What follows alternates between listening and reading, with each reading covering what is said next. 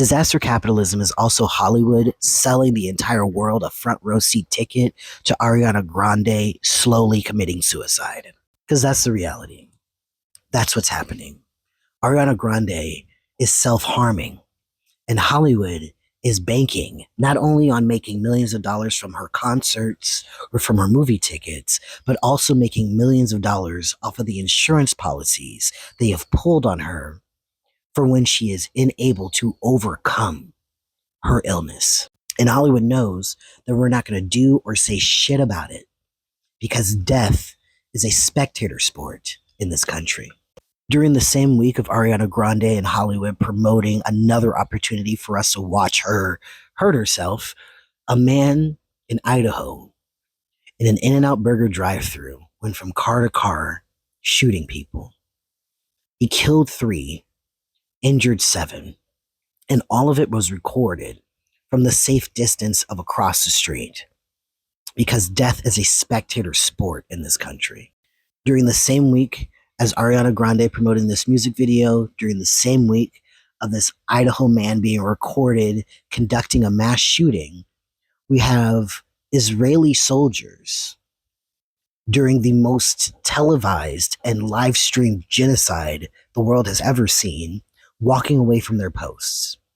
And they're not walking away from their posts because the genocide that's being enacted at their hands and the raping and pillaging and war crimes that's being done by them has finally hit their humanity and made them want to walk away. No, these soldiers are leaving their posts because the IDF has decided to crack down on military patches celebrating these war crimes.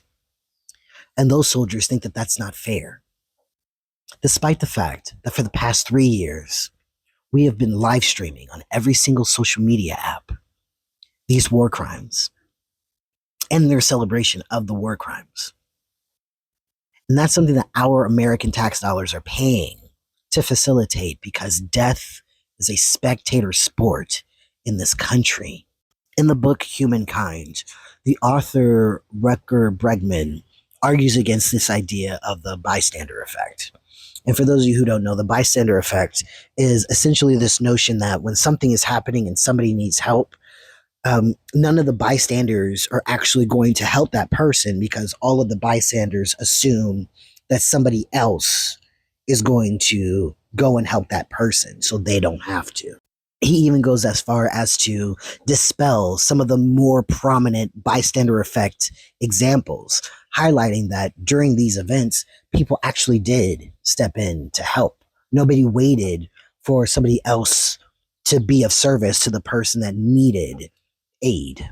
Now, the optimist in me wants to believe Rutger Bregman. I want to believe that the bystander effect is a myth.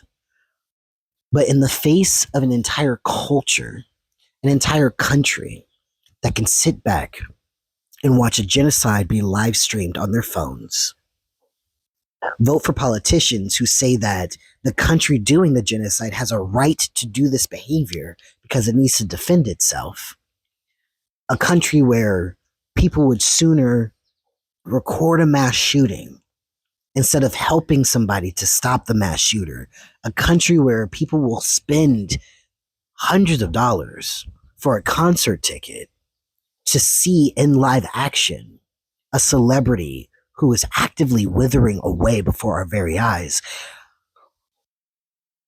How untrue is the bystander effect, really?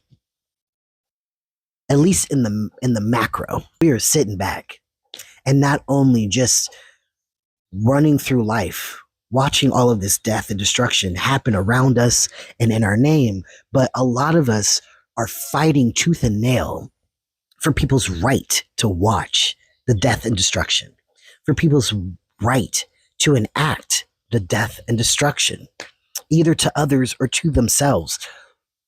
America has such a destructive culture, and it covets death for thee and not for me.